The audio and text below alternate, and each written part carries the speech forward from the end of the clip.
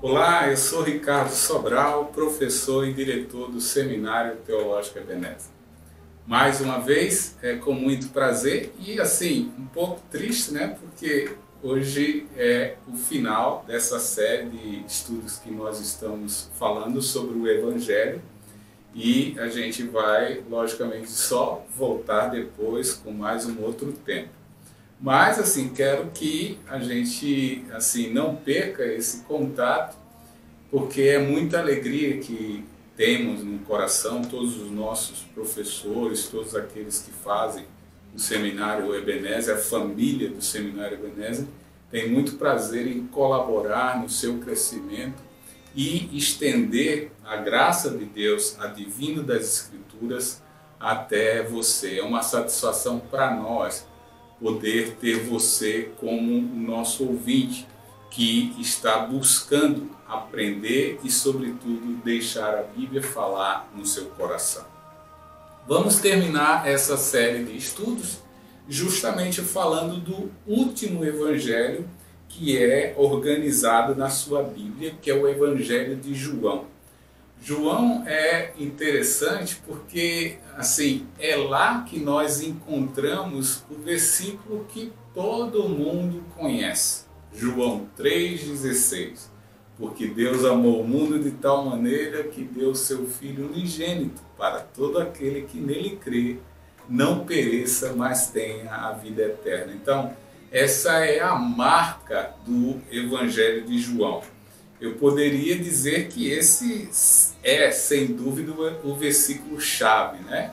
Mas, por exemplo, há autores que encontram em outras passagens a chave do Evangelho. Por exemplo, vão dizer que o versículo-chave do Evangelho de João está lá no capítulo 20, versículos 30 e 31, onde diz que Jesus, pois, operou também em presença de seus discípulos muitos outros sinais que não estão escritos neste livro.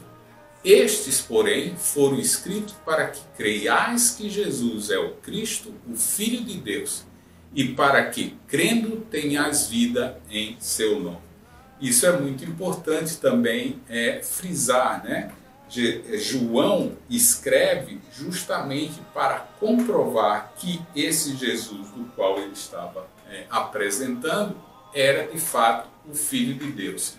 E todo aquele que cresce justamente nisso teria ou tem acesso à vida eterna. João é interessante, João é conhecido como o apóstolo do amor, né? E também aquele apóstolo que Jesus mais amava, né? No Evangelho a gente vai encontrar muito dessas informações. Mas João nem sempre foi assim, né? João era o filho de Zebedeu e irmão de Tiago, okay? O outro apóstolo.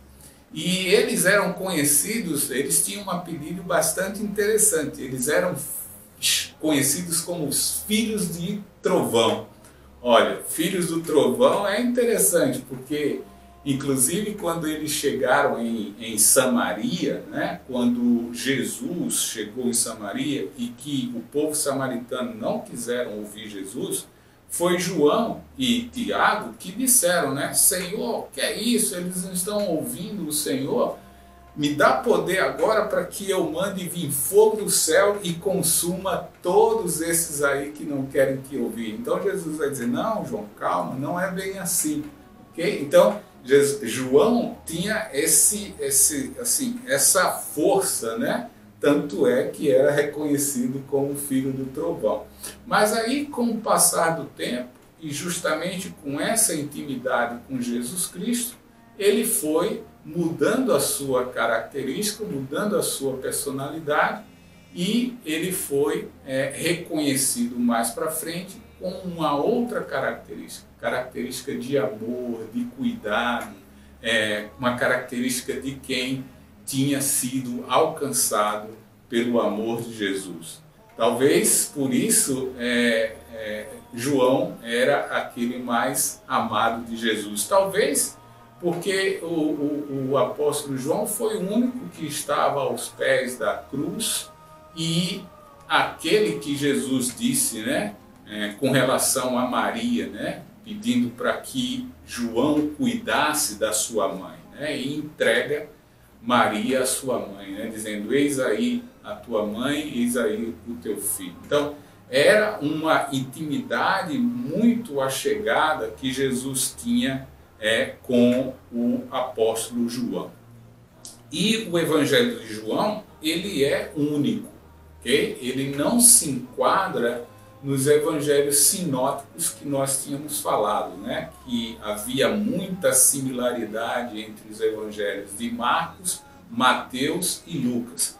O Evangelho de João, assim, ele é único, né? Por exemplo, 8 milagres que ele registra nos seus evangelhos são justamente dele, não tem em outro.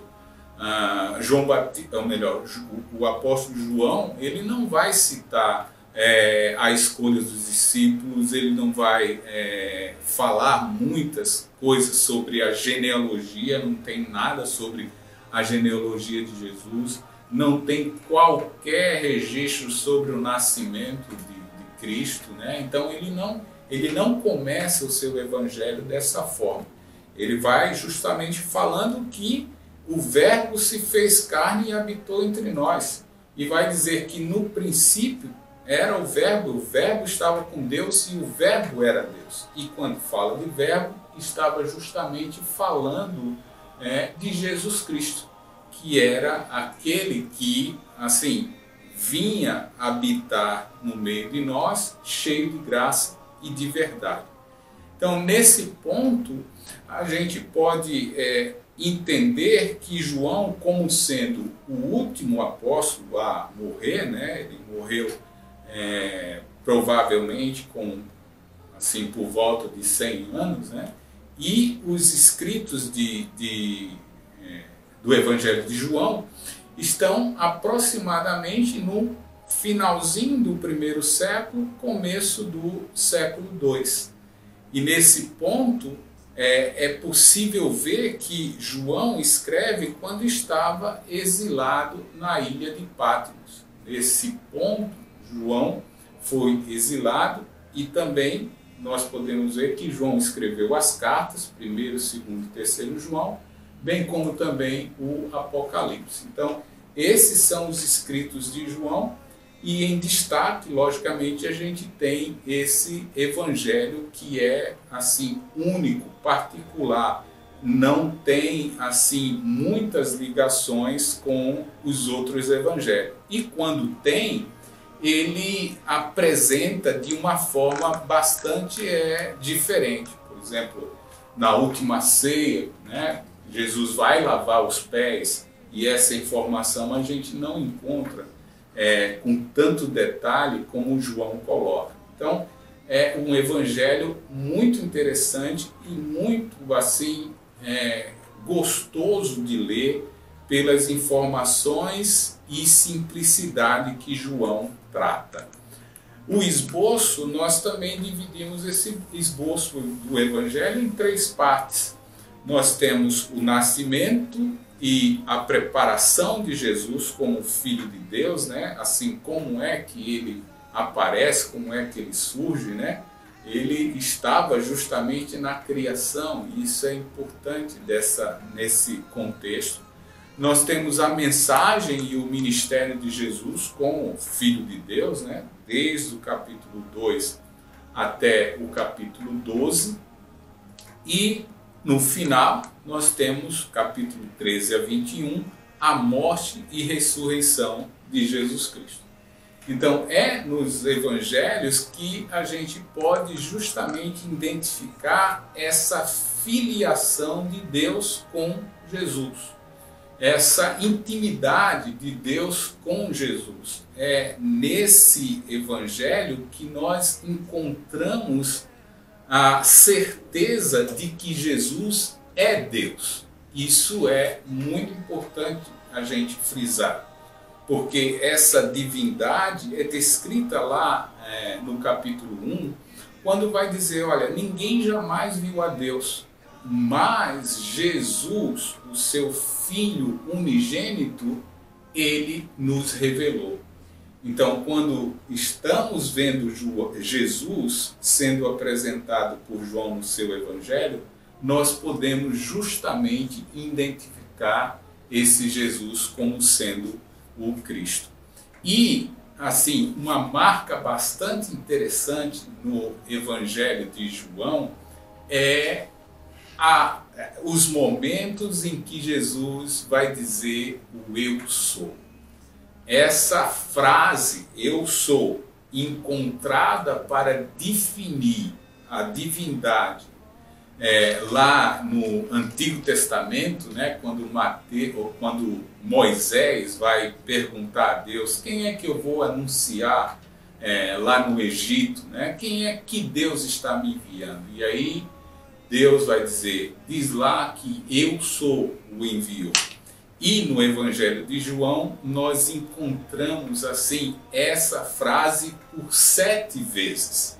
Quando Jesus vai dizer, por exemplo, no capítulo 6, versículos 35 e versículo 51, eu sou o pão da vida, e quem vem a mim jamais terá fome. Eu sou o pão vivo que desceu do céu. Se alguém dele comer, viverá eternamente. Jesus vai dizer no capítulo 8, versículos 12, 9 e no capítulo 9, 5, Jesus vai dizer, eu sou a luz do mundo. Quem me segue não andará nas trevas. No capítulo 10, o terceiro eu sou, Jesus vai dizer, em verdade vos digo, eu sou a porta das ovelhas. Eu sou a porta. Se alguém entrar por mim, será salvo, entrará e achará pastagem. No capítulo 10, Jesus vai dizer, eu sou o bom pastor. Eu sou o bom pastor que dá a vida pelas suas ovelhas. O quinto eu sou, Jesus vai dizer lá no capítulo 11, quando ele vai dizer, eu sou a ressurreição e a vida. Quem crê em mim, ainda que morra, viverá. O sexto eu sou vai se encontrar no capítulo 14, quando ele vai dizer, eu sou o caminho, a verdade e a vida. E o sétimo eu sou está justamente no capítulo 15, quando João vai apresentar a fala de Jesus, quando ele diz, eu sou a videira verdadeira, o meu pai é o agricultor. Eu sou a videira, vós os ramos, quem permanece em mim e eu nele, esse dá muito fruto, porque sem mim nada podeis fazer. Olha, Jesus se apresenta como Deus e todas essas formas de divindade que Jesus se apresenta é justamente para nos servir. O pão que nos alimenta, a luz que nos dá direção, a porta que nos dá um pasto, o cuidado do pastor, a ressurreição e a vida, aquele que quer chegar aos céus. É através dele, pelo caminho, pela verdade e pela sua vida, e logicamente, estando nele, daremos muitos frutos. Certamente é isso que nós queremos usufruir. Por isso, quando você lê o Evangelho de João, preste atenção como Jesus se apresenta, como Jesus apresenta a sua divindade justamente para lhe abençoar. Essa é a vontade não só de Deus, mas também de toda a família do Ebenezer, que possa abençoar você e toda a sua casa através da divindade de Jesus. Até mais.